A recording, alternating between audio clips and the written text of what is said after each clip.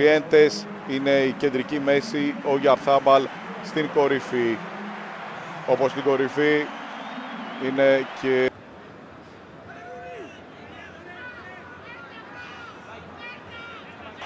Κερδίζει και όσο χρόνο μπορεί και αποδοκιμάζεται. Ο Γιαμάλ πηγαίνει για προθέρμανση και χειροκροτείται. Και ο Γιαμάλ ετοιμάζεται.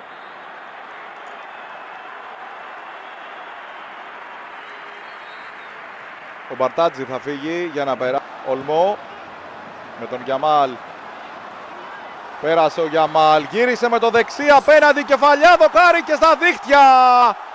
Λεβαντόφσκι 2-1. Δεν χρειάστηκε παραπάνω από 2 λεπτά ο Λαμίν Γιαμάλ για να σερβίρει τον γκολ στον Ρόμπερτ Λεβαντόφσκι, που βάζει το 4ο δικό του στο πρωτάθλημα και δίνει προβάδισμα στην Μπαρσελόνα.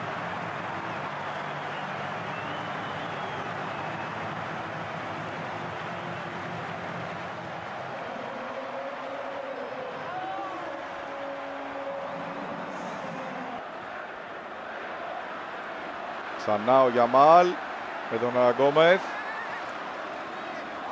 Ο Γιαμάλ με τον Μπαρενετσέα να έρχεται να βοηθήσει τον συμπαίκτη του. Θα βρει και σκούρα απέναντι στον νέο εισελθόντα και πάλι η Μπαρσελόνα.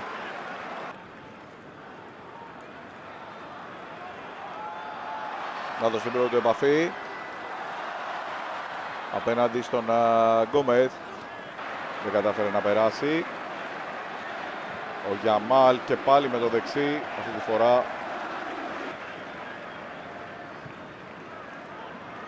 Γιαμάλ δεν έπαιξε πρώτο χρόνο με τον Κουντέ.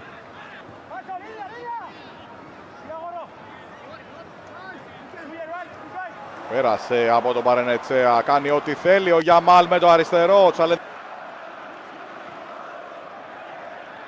Γιαμάλ με Κουντέ. Φάουλ από τον Σολέρ.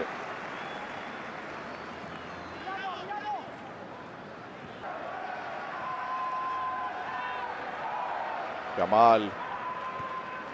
Ωραία. Κουντέ. Πήρε κόρνερ.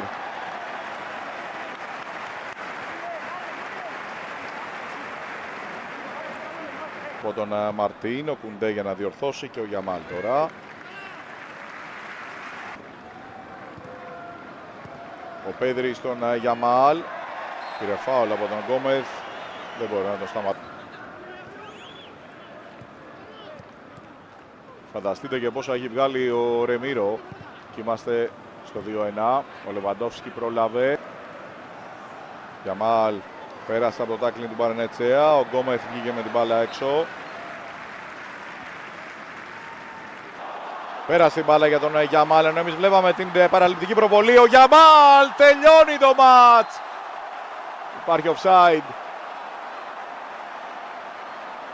Δικό της όλο το δεύτερο ημίχρονο, αλλά έχει βάλει μόνο ένα.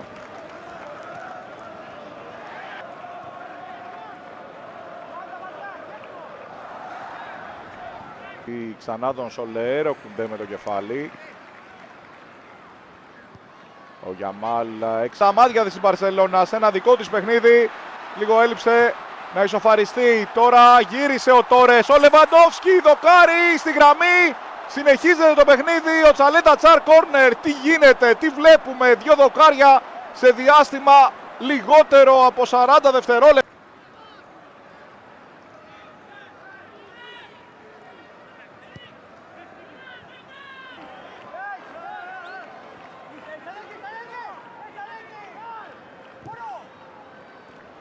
Πέρασε ο Γιαμάλ και κράτησε την μπάλα μέσα για να γυρίσει. Άλλαξε με τον Όλμο.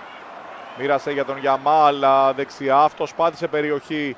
Έχει την μπάλα στα αριστερό και θα ψάξει δεύτερο. Ο Ντε Γιόγκ για τον Γιαμάλ. Έχασε την κόντρα από τον Γκόμεθ, αλλά από τους κορυφαίους, αν όχι ο κορυφαίος στην αναμέτρηση, μαζί με Ράσφορντ και Γιαμάλ που ήρθε από τον πάγκο και έκανε ό,τι θέλει. Την άμυνα της Σοσιεδάδ. Τελευταίο σφύριγμα, η Μπαρσελόνα είναι στην κορυφή της Λα Λίγκα.